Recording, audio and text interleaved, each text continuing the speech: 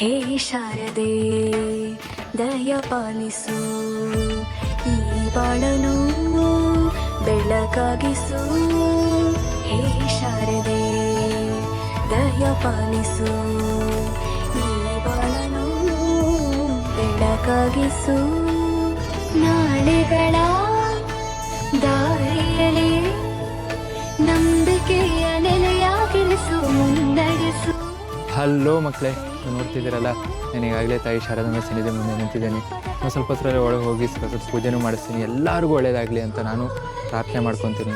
So ನೀವು ಅಲ್ಲಿಂದ ಎಲ್ಲರೂ ಕೈ ಮುಗಿರಿ. ಆ ತಾಯಿಯ ಆಶೀರ್ವಾದ ಸದಾ ಸದಾ ಸದಾ ನಿಮ್ಮ ಮೇಲೆ ಇದ್ದೇ ಇರುತ್ತೆ. ಆ್ಯಂಡ್ ಎಕ್ಸಾಮ್ಸಲ್ಲಿ ಚೆನ್ನಾಗಿ ಮಾಡೇ ಮಾಡ್ತೀರಾ, ನೋ ಡೌಟ್ ಅಬೌಟ್ ಇಟ್.